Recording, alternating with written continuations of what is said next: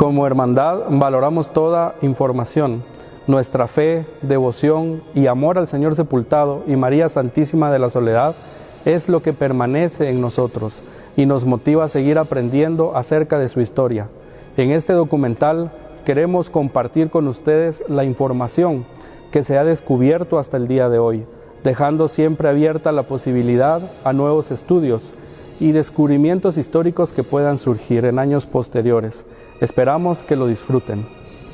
Con el traslado de la ciudad de Santiago al Valle de Panchoy en el año de 1543, la congregación del Oratorio de San Felipe Neri recibió un solar designado en un principio a los franciscanos para albergar su iglesia. Entonces había una pequeña ermita conocida como la Santa Vera Cruz, y fue allí donde Fray Bernardino Obregón y Obando, encargado de comenzar la orden en el nuevo reino de Guatemala, fundó la sede de la nueva orden el 2 de julio de 1664.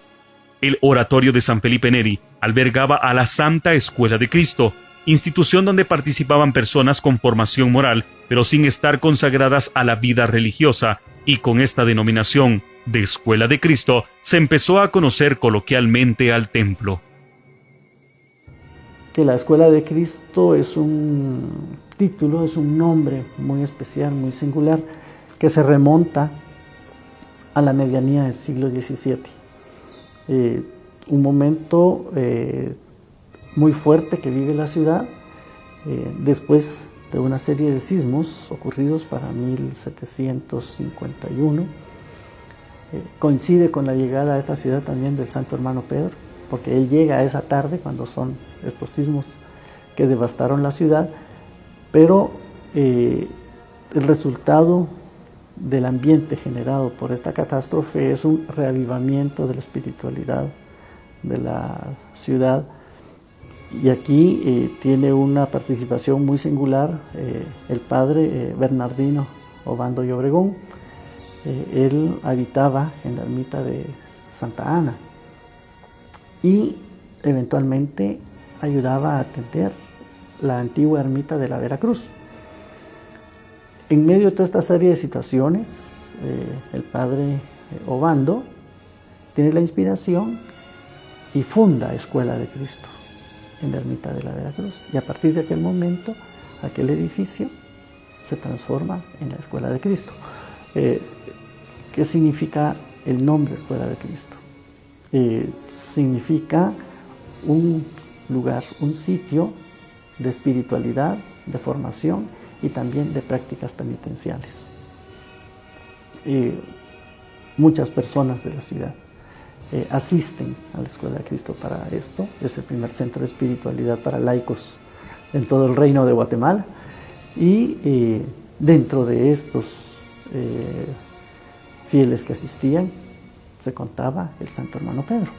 Entonces la Escuela de Cristo se transforma en un centro difusor de reavivamiento espiritual para la ciudad.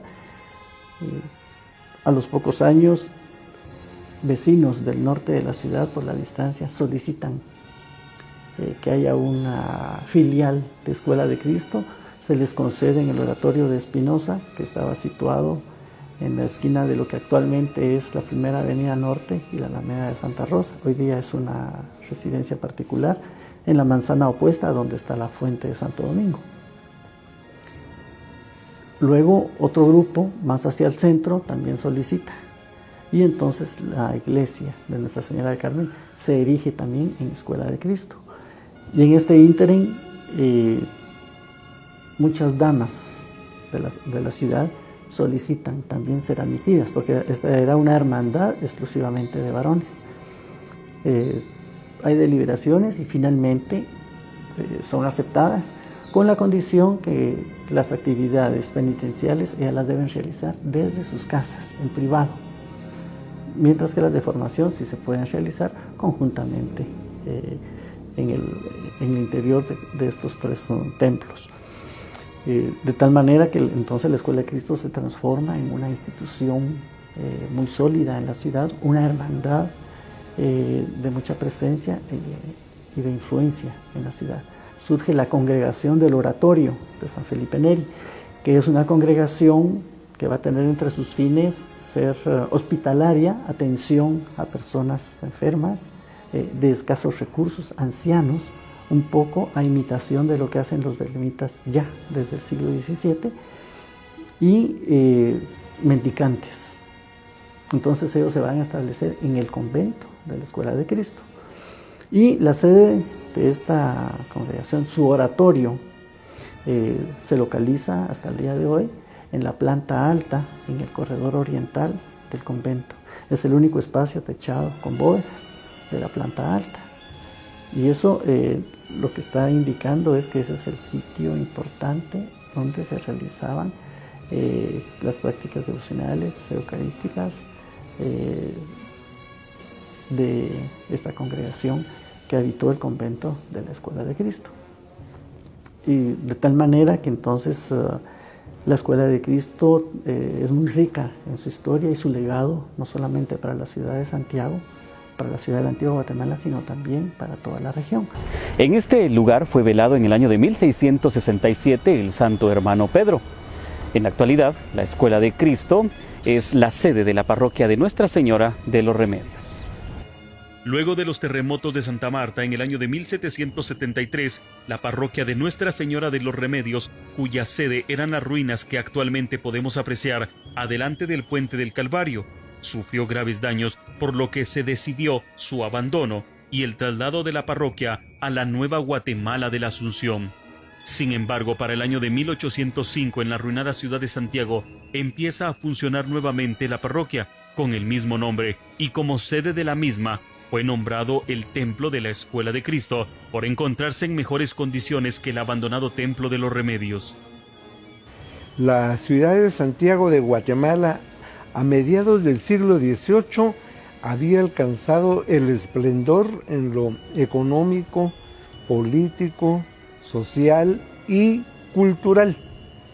Se encontraba en uno de los momentos más importantes de su vida como capital del Reino de Guatemala. Magníficos y suntuosos edificios la adornaban, así como una serie de instituciones que le daban prestigio dentro de las demás colonias hispanas en el continente americano.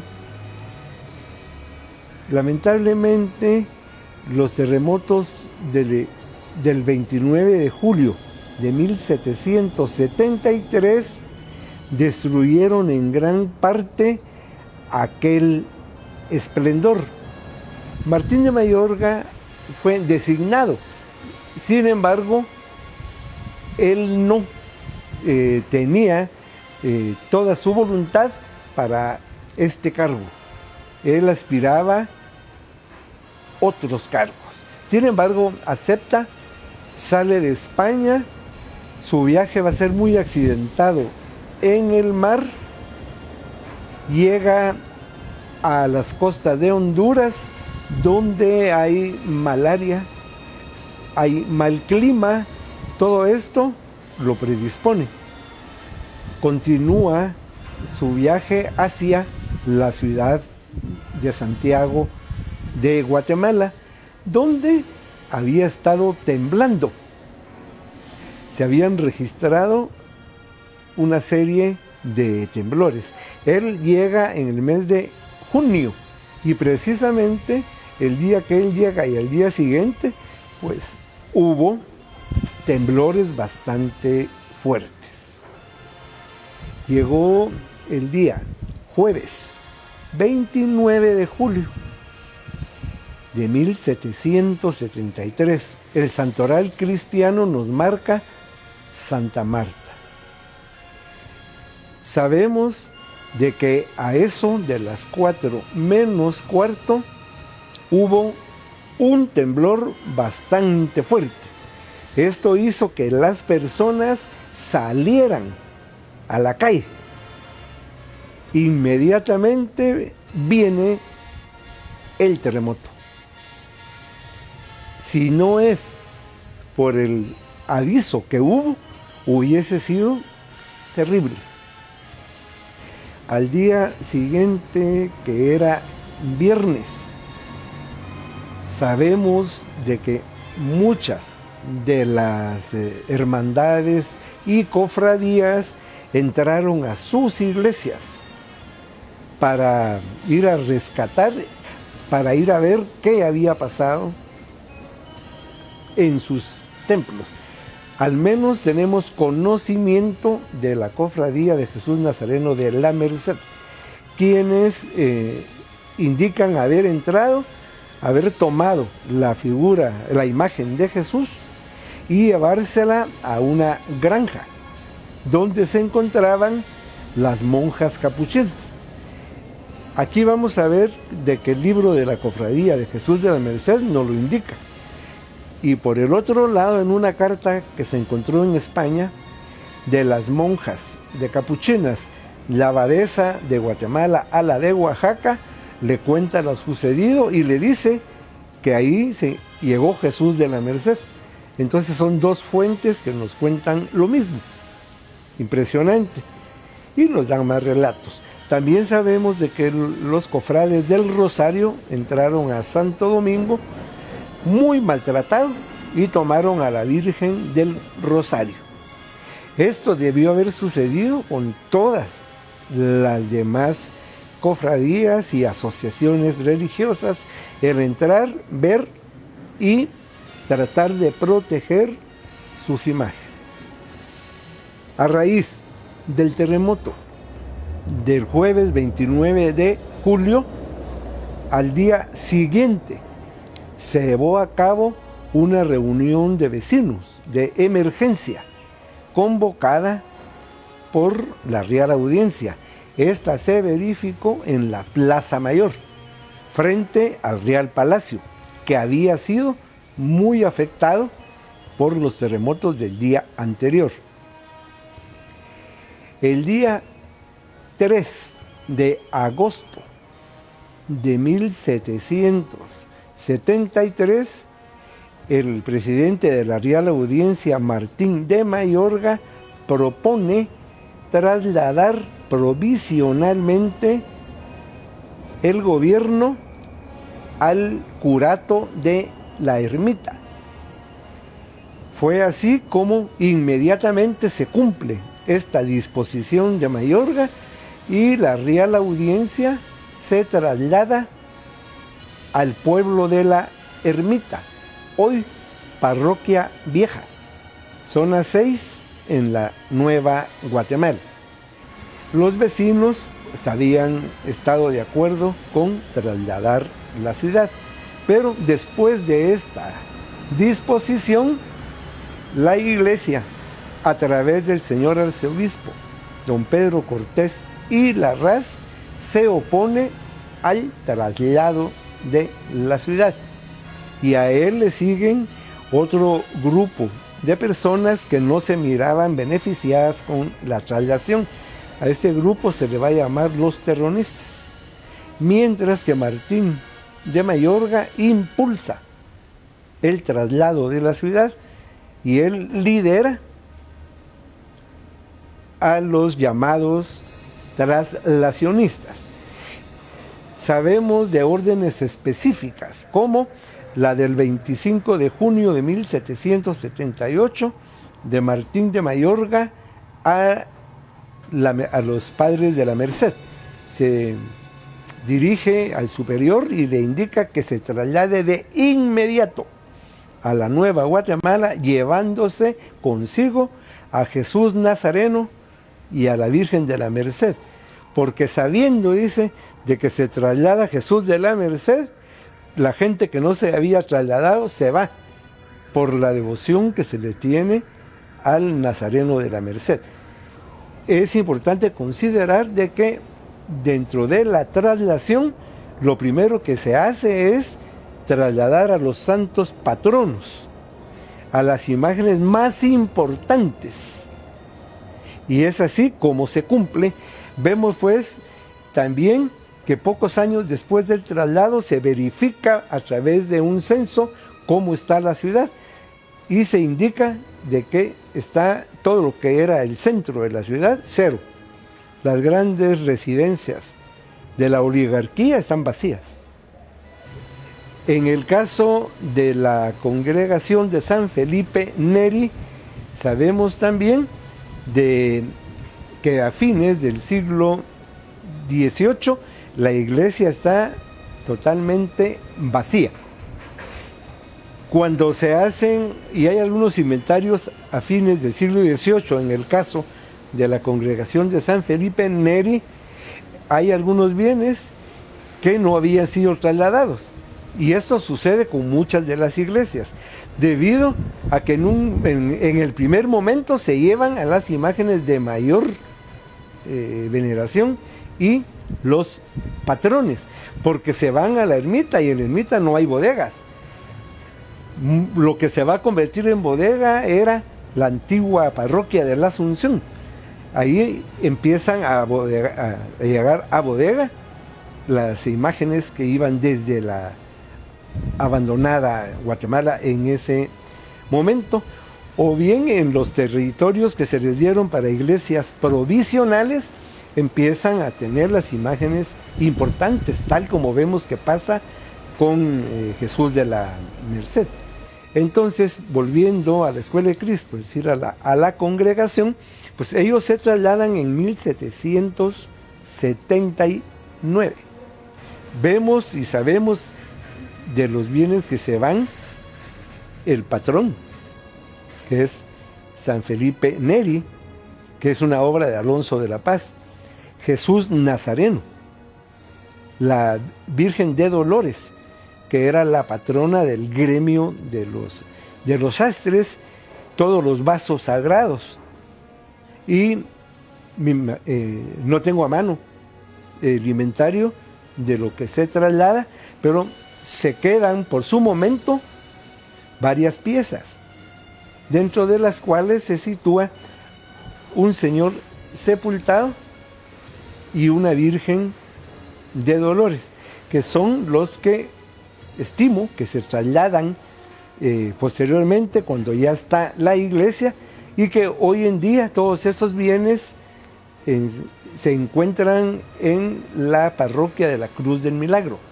Los Remedios se traslada, pero la iglesia decide mantener una parroquia auxiliar en la abandonada Guatemala, que ya en 1799 será Antigua Guatemala. Entonces, en lo que fue la parroquia, que no había tenido mayores daños, funciona la parroquia auxiliar.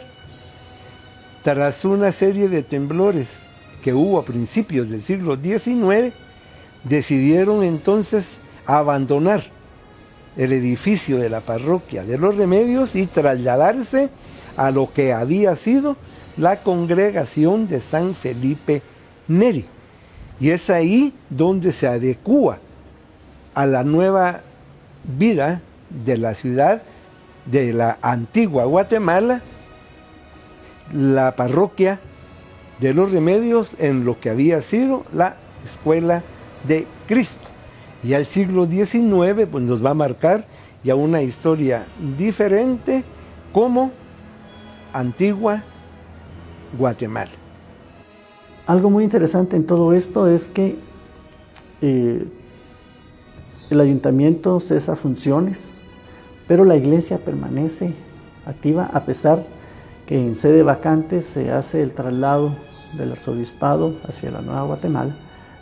Quedan 3 parroquias que habían sido fundadas a lo largo del tiempo. De las 4 parroquias originales, que eran la de Santiago, la primera, que su sede estaba en el sagrario de la catedral, San Sebastián en su templo homónimo al norte de la ciudad, Los Remedios en su templo del mismo nombre junto a la margen del río Pensativo al inicio de la Alameda del Calvario, y la Candelaria en el vértice noreste de la ciudad. De estas parroquias van a continuar atendiendo a la feligresía que permanece en este suelo proscrito para mantener y avivando la fe. A raíz del restablecimiento del ayuntamiento a finales del siglo XVIII, Entonces la ciudad poco a poco va a irse recuperando de las heridas de los sismos y creando una nueva identidad. Con ello viene también la nueva denominación que se le da como la Antigua Guatemala. Esto con dos fines. El primero, diferenciarla de la Nueva Guatemala de la Asunción, en el sitio de la ermita, y de la ciudad vieja que había quedado en Almolonga. Ese es un fin administrativo, pero también está el otro fin, de no devolverle su nombre de Santiago por el temor de que el arzobispado volviese a la ciudad y que muchos vecinos retornasen para repoblarla. Entonces, de aquel núcleo que en el siglo XVIII se calcula que pasaba de 80.000 habitantes, se había reducido a unos 5 o 10.000 habitantes. Pero en este proceso, las parroquias que van a permanecer vigentes en la ciudad son San Sebastián, Los Remedios y La Candelaria. Santiago ya no, porque había migrado con toda la administración del arzobispado a la Nueva Guatemala. Luego, por organización del arzobispado, se deja solamente una parroquia y se crean las vicarías. Entonces, estas 3 parroquias se transforman en vicarías. Es un lapso sumamente breve, de unos 5 años aproximadamente, y finalmente se establecen ya las parroquias definitivas: San Sebastián, Los Remedios y Candelaria va a transformarse en la parroquia del Señor San José, que no va a tener una sede definitiva hasta mediados del siglo XIX, debido a que no había un templo capaz en la zona central de la ciudad. Una temporada está en la iglesia de San Pedro. Cuando sufre daños la cubierta y se tiene que abandonar el edificio, se trasladan al oratorio de la Universidad de San Carlos. Y al terminar de reestructurarse y adecuarse el transepto de la antigua catedral y la capilla del Sagrario, se traslada a la sede parroquial hacia allá, donde actualmente funciona hasta el día de hoy, en lo que es la Catedral de Santiago. Mientras tanto, la parroquia de Los Remedios continúa en los primeros años allá junto al río Pensativo, y al deteriorarse la cubierta de aquel templo, que era un artesonado de madera cubierto de teja, entonces se traslada la parroquia hacia la Escuela de Cristo, que es, podríamos decir, de los templos cubiertos con bóvedas, el único que sobrevivió los terremotos de Santa Marta. Ha permanecido incólume a lo largo de los siglos. Y entonces se traslada la parroquia ya a la Escuela de Cristo. En este momento surge una singularidad muy antigüeña, donde nuestras 3 parroquias están bajo una advocación, pero sus sedes parroquiales tienen una advocación diferente. De tal manera que San Sebastián, su sede es el Templo de la Merced. San José, su sede es la Catedral de Santiago, y Los Remedios, su sede va a ser la Escuela de Cristo. El origen de las consagradas imágenes se pierde en el tiempo, y este ha sido adornado por la tradición oral y la devoción del pueblo. A lo largo de los años se han manejado diversas teorías. Una de ellas es que el Señor sepultado era en realidad el Cristo de la preciosa sangre. El templo de la Escuela de Cristo, al no haber quedado deshabilitado a lo largo del tiempo,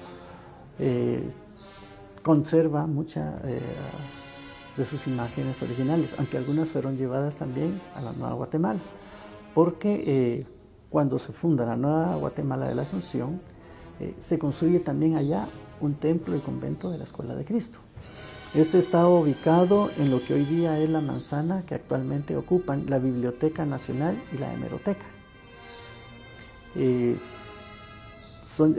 Por ese motivo, la imagen de Jesús Nazareno de la Escuela de Cristo es llevada allá, pero durante el gobierno liberal de Justo Rufino Barrios, este edificio es mandado a demoler, y entonces sus bienes pasan a la parroquia de la Santa Cruz, o la parroquia vieja, en la zona 6 de la ciudad de Guatemala. Y por eso Jesús Nazareno va a este lugar. Aparte de esto, en el siglo XIX, al extinguirse otros barrios de la parroquia, esos templos filiales son extinguidos también y sus bienes pasan hacia acá, como pasa con el barrio de Nuestra Señora del Rosario de la Santa Cruz, Santa Isabel Godínez. Sus bienes vienen hacia acá y temporalmente cuando también desaparece la atención en el Diaterio de Belén, algunos bienes se trasladan hacia acá, pero otros permanecen aquí. Y ese es el caso de lo que se conoció como el misterio de pasión de la preciosa sangre, que estaba formado por una imagen de Cristo crucificado, una dolorosa, San Juan y María Magdalena. Originalmente estas imágenes se encontraban en la capilla del ingreso de la portería del convento. Pasan un tiempo hacia la sacristía y luego finalmente son llevados al templo. Son llevados al templo cuando la imagen del Cristo crucificado es sometida a un proceso de adaptación para celebrar los ritos propiamente de la paraliturgia, de la crucifixión, el descendimiento y el enterramiento, y adquiere la vocación del Santo Sepulcro. Desafortunadamente no tenemos la certeza de quiénes son los autores y otra serie de datos, porque también muchos documentos de archivo parroquial, con los traslados que ha sufrido la parroquia de sedes temporales en el siglo XX hacia el templo de San Francisco el Grande por 10 años y luego su retorno nuevamente a la Escuela de Cristo, muchos documentos también se han perdido o se han deteriorado por la acción de la humedad y el tiempo. Pero eso es un elemento que también ha permitido una serie de suposiciones, hipótesis que deben ser todavía plenamente respaldadas y documentadas, pues muchas veces también enfrentamos la situación para poder establecer con toda certeza las autorías de muchas de estas imágenes en el hecho que por la temporalidad en que fueron realizadas, para un escultor, para un pintor, para un encarnador,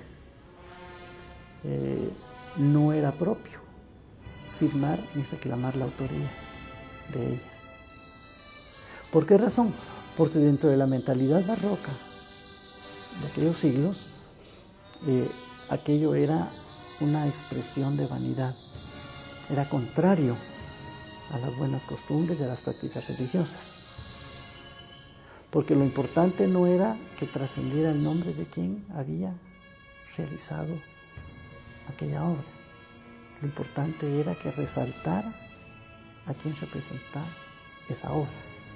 Entonces, dentro de esa visión de mentalidad barroca y espiritualidad, no era correcto que un pintor, un encarnador, un escultor, un ensamblador dejara constancia. Tenemos referencias en algunos casos porque hay contratos, como es el caso del Santo Cristo de Esquipulas, donde está el contrato y Gidio Cataño se compromete a realizarlo. Investigaciones del Dr. Johann Melchor Toledo han revelado nuevos datos sobre el origen de las imágenes y cómo llegaron hasta este templo. Ubicada ya en su nueva sede, en el templo de la Escuela de Cristo, la parroquia Nuestra Señora de los Remedios carecía de imágenes de culto, por haber sido estas trasladadas en su mayoría a la nueva capital.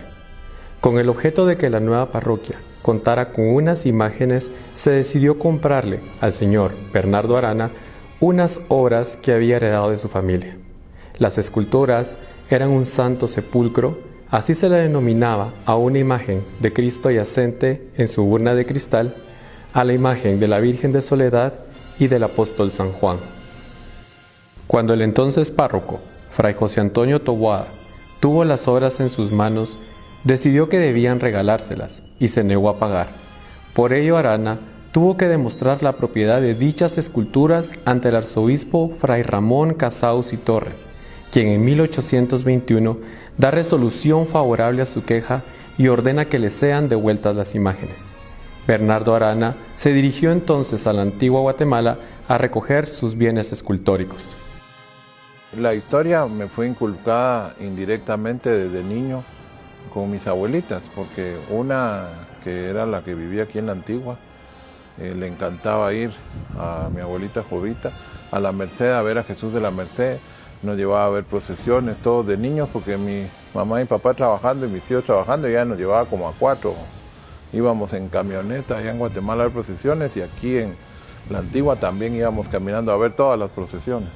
Entonces desde pequeño me llevaron a mí a ver esto, y mi otra abuelita, la mamá de mi papá, María Luisa, ella lo que le encantaba escuchar la radio Faro Cultural y nos mantenía siempre oyendo música clásica. Entonces a mí me nació un gusto, canté muchos años en el coro del Maestro del Carmen y me gustó estudiar historia. A raíz de eso me puse a estudiar un profesorado, luego una licenciatura en historia, y investigando mi tesis de licenciatura que escogí sobre la Vicaría de la Antigua Guatemala, que se formó a finales del siglo XVIII hasta el siglo XIX, más o menos en los albores de la independencia. Me puse a revisar todos los protocolos y documentos del Archivo General de Centroamérica y algunos del archivo de la Catedral Metropolitana, donde encontré un documento así de grueso que se llamaba la Vicaría de la Antigua y tenía inventarios de la época colonial de cada una de las parroquias, de la de San José, de la de San Sebastián que está en la Merced y la de los Remedios que está en la Escuela de Cristo. Entonces averigüé datos muy interesantes del momento en que se trasladó la parroquia de los Remedios a la Escuela de Cristo, que fue a raíz de 1804. Llegó de visita a la antigua Guatemala el arzobispo Luis Peñalver y Cárdenas, que era cubano, había sido obispo en Luisiana y lo mandan después arzobispo de Guatemala, y él cuando viene aquí se encuentra que hay un desorden derivado del traslado, ¿verdad? Entonces ordena y funda en realidad la parroquia de San José, que fue la primera que se creó legalmente. Las otras eran provisionales, ¿no? que funcionaban en ese tiempo en la Universidad de San Carlos, en la capilla de la Universidad de San Carlos, donde ahora es el Museo de Arte Colonial. Y deciden que la parroquia de los Remedios, que estaba de interina, siga funcionando como una iglesia dependiente de San José por un tiempo, pero que le cuentan a él de que la Escuela de Cristo ya está vacía. Es decir, que hacía 1 o 2 años que lo del oratorio de San Felipe Neri habían logrado terminar de trasladar todos los bienes al edificio que estaba en la Nueva Guatemala, que estaría actualmente enfrente del Archivo General de Centroamérica, que desafortunadamente desapareció porque lo destruyeron el gobierno liberal de Justo Rufino Barrios. Botó la iglesia del convento y tuvieron que sacar todas las imágenes. Entonces no nos queda referencia en Guatemala del oratorio, pero sí constancia de que en 1804 la iglesia ya estaba vacía y en buen estado. Entonces deciden a partir de eso mandarla a reparar, y en 1805 la iglesia de los Remedios la pasan a la Escuela de Cristo y a partir de ahí funciona. Pero no tenían muchas imágenes porque la parroquia de los Remedios también se llevó sus bienes. Entonces tenían muy poquitas cosas, ¿verdad?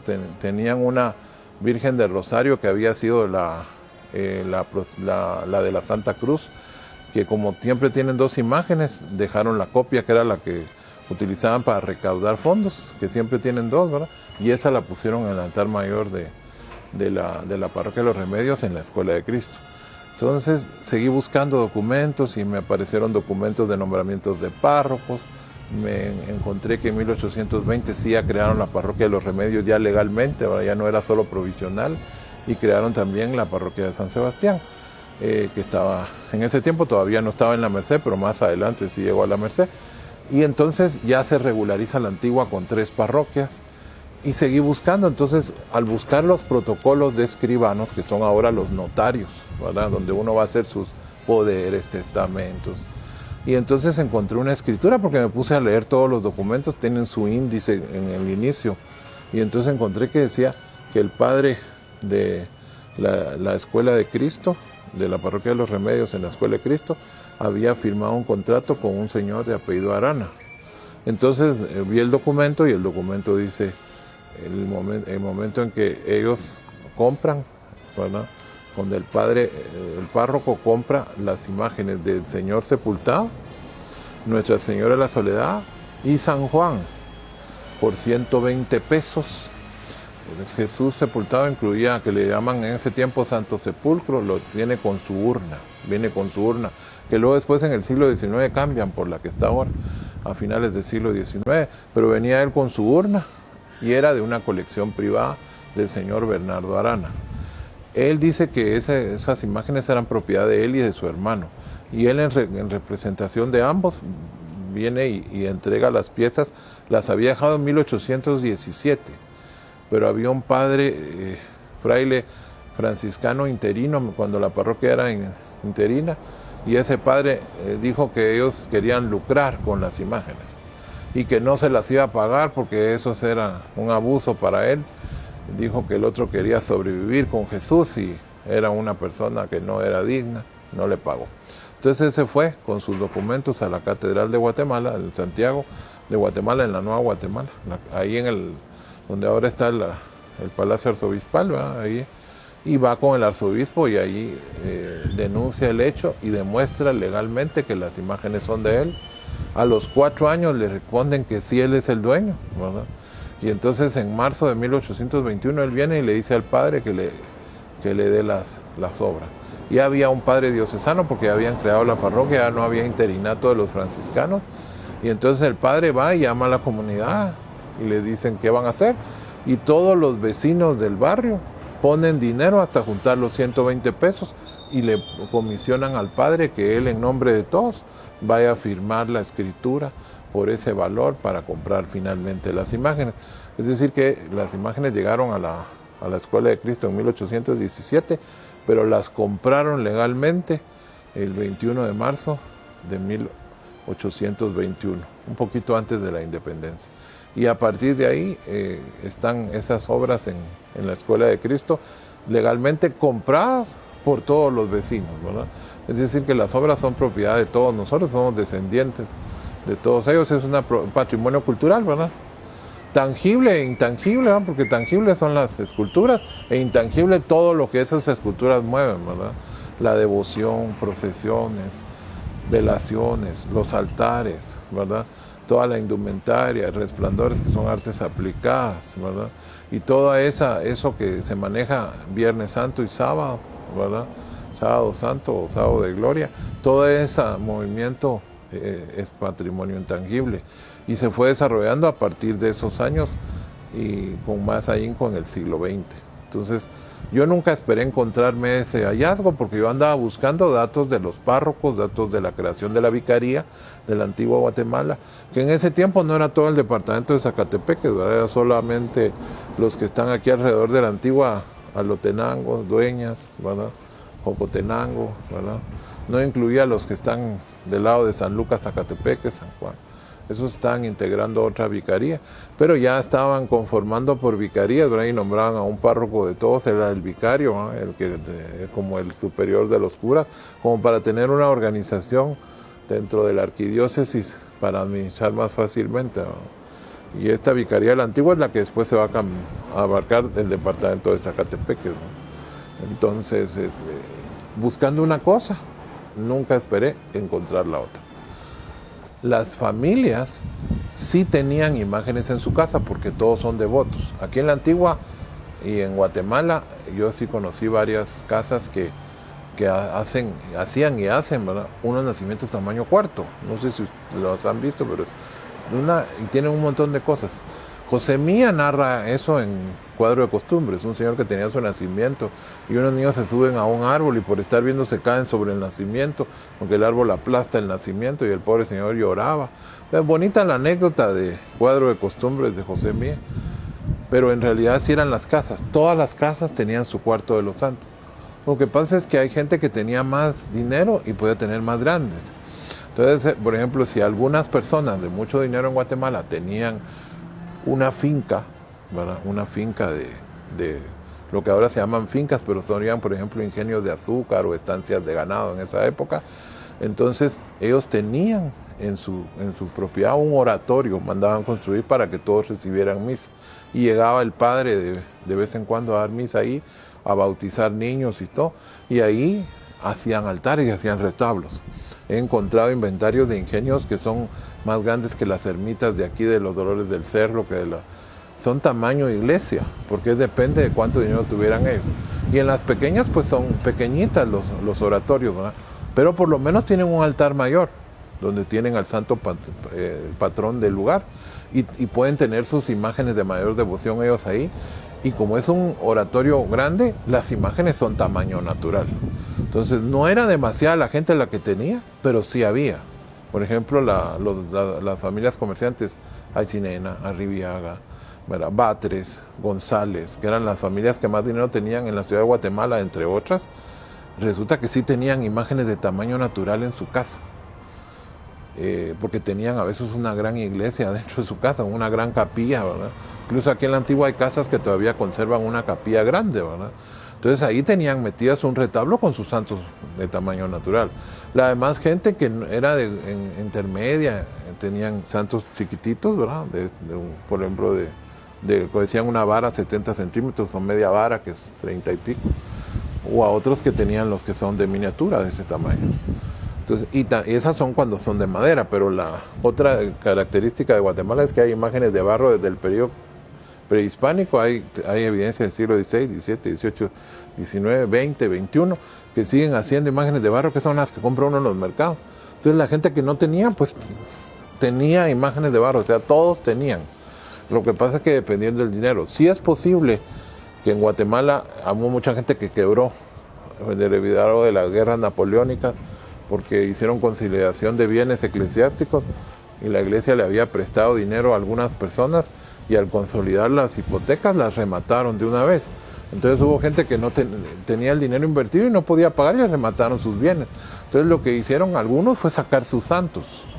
Y al final lo único que tenían para sobrevivir era vender esos santos, ¿verdad? No era que quisieran lucrar, lo que querían era sobrevivir.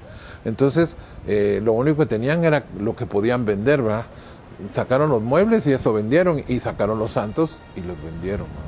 Entonces, como sabían que aquí en la Antigua había varias iglesias que no tenían santos, y en Guatemala había un montón de iglesias que ya no les cabían porque las iglesias les hicieron un poco más pequeñas, tuvieron que vender retablos para construir la iglesia y luego mandar a hacer otros de otra categoría. Entonces ya no hubo cómo, ¿verdad? Pero estas personas seguramente sí vendieron por necesidad, no porque quisieran, y sí había gente que tenía imágenes. Porque hay mucha gente que lucubra pero no tiene documentos, ¿no?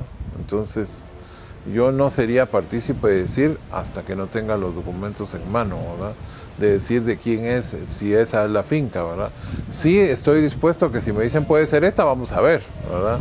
Pero no concluir nada hasta que no esté uno 100% seguro, ¿verdad? Eso es bonito en la investigación que uno le da. Siempre queda algún cabo suelto en la investigación y uno siempre tiene para dónde irse a buscar más. Sí, es que el Santo Sepulcro es el Señor sepultado, solo Él, ¿verdad? Con su urna. Aparte de la Virgen Soledad y San Juan. No mencionan a la María Magdalena. Entonces, y en los inventarios de 1816 que vino Casaus, un año antes de que, como no habían comprado las imágenes, no aparecen, y no hay nada. O sea, lo único que hay es una Virgen del Rosario y algún, ¿verdad? Luego, puede ser que el San José... Hay otros inventarios del siglo XVIII de la Escuela de Cristo, de finales de 1790 y algo. Y tienen sepultado, tienen Magdalena, tienen San Juan, pero esos eran los bienes del oratorio de San Felipe Neri, que no habían sido trasladados todavía, porque se traslada la orden y se va el santo patrón, ¿verdad? Entonces, pero no se van a llevar los retablos a que se mojen en el invierno, ¿verdad? Tienen que empezar a construir la iglesia, ¿verdad? Y la iglesia del oratorio la empezaron a construir despacio, y conforme fueron terminando, fueron pasando los bienes, ¿verdad? Y lo que les sobró los tuvieron que vender, ¿verdad? Y luego ya después todavía estaban construyendo, todavía no la habían terminado 100% cuando la votan los liberales, ¿verdad? Pero ya tenía espacio para guardar todo, ¿verdad? Y entonces ahí es donde no sabemos qué pasó, ¿verdad? A la luz de estos documentos, desde el año 1821, es decir, desde hace 200 años atrás, que este conjunto escultórico de Pasión es propiedad de la parroquia Nuestra Señora de los Remedios, ubicada actualmente en el Templo de la Escuela de Cristo, en la antigua Guatemala, y de su feligresía. Desde ese año, la devoción hacia ese conjunto escultórico ha ido creciendo año con año, y únicamente queda duda sobre el origen de la imagen de Santa María Magdalena que acompaña el santo entierro de la Escuela de Cristo.